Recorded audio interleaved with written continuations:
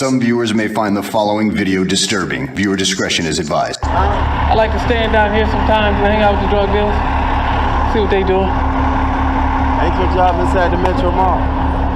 See, that's your problem. You're always going over and above and beyond what you're supposed to be doing. You don't know what I'm supposed to be overstepping your doing. bounds. You don't know what I'm supposed to be doing. You can stand out here, I can stand out here. Fuck you too. You can stand out here, I damn sure can stand out here. Maybe I hang out here with you all day. See how your business go then.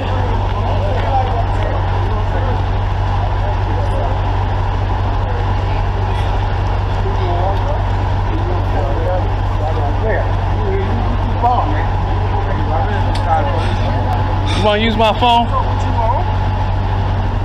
You got a phone, use your own. You gonna beat my ass? Is that the fuck you gonna do? You gonna beat my ass?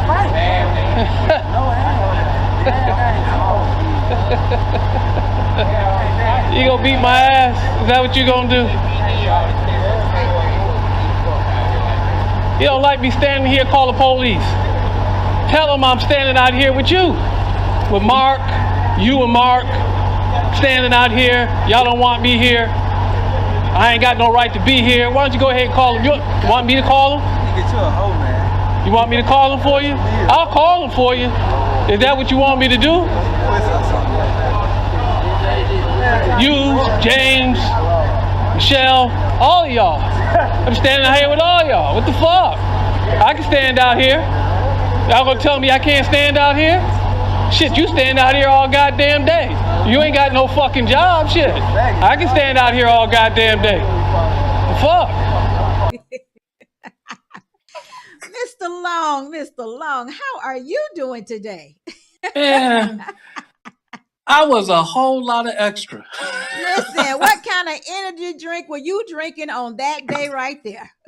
I was just a whole lot of extra. Wow. I was like really, but this is like me looking at, with a slightly different perspective, but man.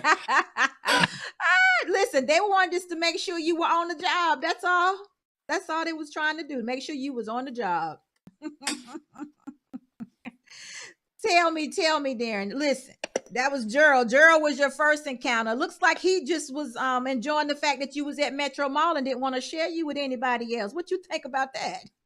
Well, I think at the time Gerald wasn't working. If I remember correctly, Gerald was not at that particular time wasn't working at the hair salon anymore. So okay. I was trying to figure out what he was doing downtown. Oh well, I wasn't trying to figure out anything until he said something. Right. And then I was like, well, why is he objecting so much? And what is he doing? What is he doing out here that would make him want to object this much to my presence in the area? So, right. And he really wanted to know what you were doing. You was just standing out, looked like to me, just standing out on the sidewalk at that point. Yeah, that's all. That's all I was going to do, wow. Unless I seen something that required my attention that I wanted to. I wanted to take on that liability, which is really important. Do you or do you not want to take on this liability since I don't have the protections of a law enforcement officer? How much liability I take on is, something that I need to consider. You're absolutely right. We actually train our officers not to take on any criminal liability by walking off post or doing anything like that. Now, later on, you do go down the street a little bit. So what made you decide to go ahead and take on that liability? Well, I didn't take on any liability. I just walked down the street. And so, okay.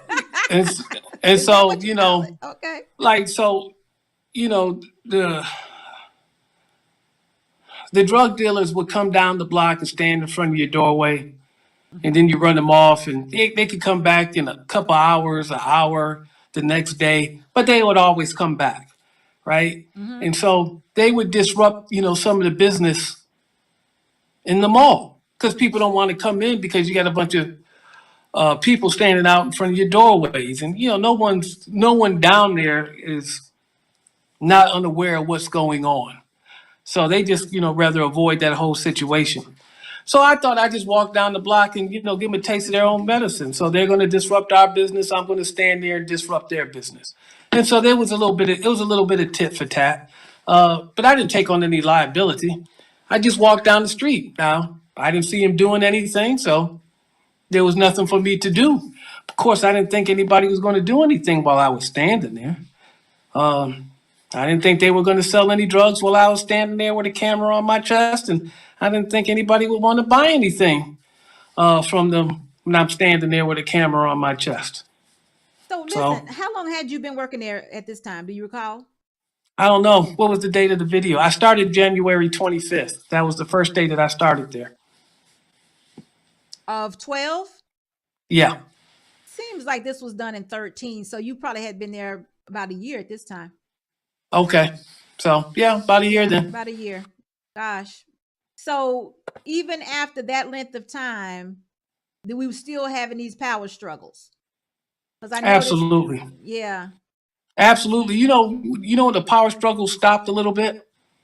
Well, I was thinking this was a good day because everybody had migrated down the street. So I thought this was one of those days. But hearing you talk about it now, you're saying it was only a temporary fix for about an hour. So when did it? Or a actually couple stop? hours, or maybe until tomorrow. Okay. But the stuff, it slowly started to change after those videos came out. And people Okay. started seeing all these videos and they were upset and they want to talk about it. But, probably by March,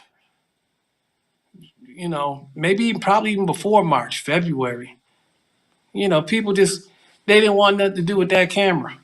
They didn't want nothing to do with YouTube. So why do you think that is, Darren? Because you know what? They sure didn't have a problem showing out in your person. So what was the big deal with the camera? Oh, well, it wasn't the camera will expose you, so you can't get around the camera.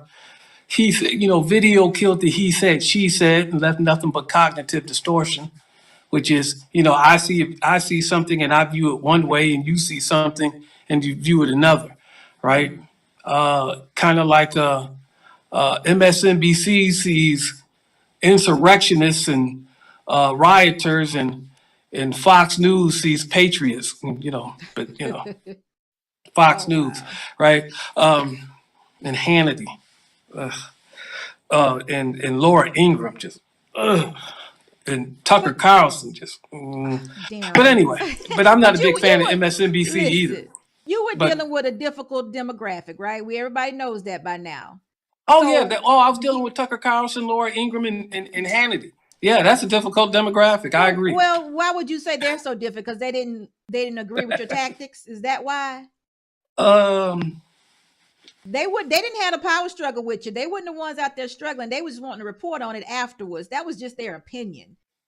Oh, they didn't report on any of this stuff. I'm just saying, if you're talking about a difficult demographic, yes, the people on the block were a difficult demographic. Right. Tucker Carlson, Laura Ingraham, and Sean Hannity, a difficult demographic. Why would you I'm not gonna even no, we're not gonna do that. I'm not going there with you. I'm sticking right here where I'm at because you're not getting ready to get me in trouble. Those people haven't done anything to me. Not today anyway. So listen, let's They do go something back- to you every day. You just don't know. No, they don't. I would say I got the power in that situation. Why are you not claiming it in that situation? What power? What are you talking about? You say you always had these power struggles, right? Yeah, it's like, And you know, if you say that those people are a difficult demographic, are you having a power struggle with those people also? Because you just said they do something to you every day and you don't know it. Or you not? Well, you didn't. oh say I yeah, didn't know it. I'm we not have a paying any political attention. struggle every day. Ask Bishop Barber. Who is Bishop Barber? Should I know him? Yeah, he's out of North Carolina. Bishop Barber? Yeah, I'm not familiar with Bishop Barber. the Poor People's Campaign. You can look that up. Okay. Why would I need to ask him? What would be the exact question? Oh, that I need you to know, ask? voting rights suppressions and how the North Carolina legislature tried to strip the Democratic governor of all their powers and put it in their hands. You know, people like Tucker Carlson, Laura Ingraham, and Sean Hannity kind of support that kind of thing. But we don't have to talk about politics. But that's we don't just have the to, opposite. I mean, okay. we don't have to talk about Karen and Ken. Why? Leave Karen alone. Dare you a mess. You can't talk about. I'm not gonna let you do it. Anyway, getting back to the video. It's something I saw the other day, but I'm not gonna even let you do it. I'm not getting back to the video. So you went down the sidewalk a little bit to just give them a feeling of what it feels like to have their business interrupted. Do you Yeah. think you made a difference at that particular time? I mean, was that method successful? To quote The Wire, to quote The Wire, We're back to the wire. Okay, go yeah, ahead. Let's quote the to wire. quote The Wire, we are only, the police are only effective as long as they stand there on that corner. Because as soon as they abandon that corner, the boys come right back. Right. So listen, I mentioned you and I had a conversation where we talked about the way I would handle that situation previously, or in the beginning, I would say, where I would actually have a conversation. I believe in making people uncomfortable. I think if you make people uncomfortable, they disappear. And you just gave a good image, or what you did kind of went along that line of making them uncomfortable. So why did you maybe try this approach at Metro Mall in the beginning? Well, I just think it worked. I mean, I think what you did, that method of making them uncomfortable, actually was a very good method. I wish that you could have done that earlier, so you wouldn't have to have so many encounters with these people that were, just seemed to be intense. But if they're gonna go away and come back and go away and come back, that was the whole point of kicking them out the mall. So because people, they're hustlers, and Right. so if there's a deal to be had right then and there, and they can make some money right then and there, then that's what they're going to do. So you kick them out of the building, so they can't do that. So that's and you whatever preemptive reason that you can come up with, whatever reason you come up with, whatever small thing that you can come up with, just to get them out the mall. So, and that's what I did. And some people say I was petty for it, but okay, whatever. But and now they're outside the mall, but we're still having those problems. We're still having those problems. And that's because they have an economic interest there. So, Darren, listen, I definitely agree with the method that you used on this particular video. I just would have instructed my officers, which are unarmed officers that operate with post orders and all of that stuff. They would have not been able to leave post, and I would have, definitely trained them to do it at Metro Mall, not to go down the sidewalk. But again, you had your own thing going, you had your own methods. You've told me a couple of times that many officers who want to be security officers that want to do what you do or be like you, what kind of advice would you give them for handling that situation the way that you did, as far as walking, what I would say is going off post and making officers uncomfortable? Would you advise them to do it? No. Let's get back to the question that you had. As far as security officers doing what I done, one, at that point in time, I wasn't a security officer. I signed a contract to be the on-site manager for the property, right? Mm-hmm. And then whatever that contract entailed, right? So I wasn't working for a security company. Okay. Two, if you're working for a security company, your protection is extended from, your right to do anything extended from whoever owns that property. They're extending their property right, their business rights, to control that property and the approaches of that property, all depending on what state you're in. Look up your laws. So there's a lot of things that you have to take in consideration. Plus, I don't know how you interpret statutes. I don't know how you read case law. I don't know anything about your cognitive abilities. And so there's so much going on, and there's so much that you have to take into consideration and consider that you probably shouldn't do it. That's what I'm gonna tell you. You shouldn't do it. You shouldn't do the things that I did unless you know the things that I know and you interpret information the way that I interpret information, and that you've read so much that you can stall out the prosecutor before there's even a jury trial, because you can write motions. They can be real dispassionate. You're open to some form of correction. You can read their arguments and fight their arguments, and with law, not with emotion.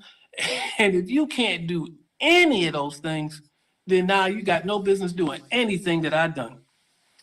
Nothing. And besides, the security company would tell you not to do it anyway, and that's who you work for, and so you shouldn't do it.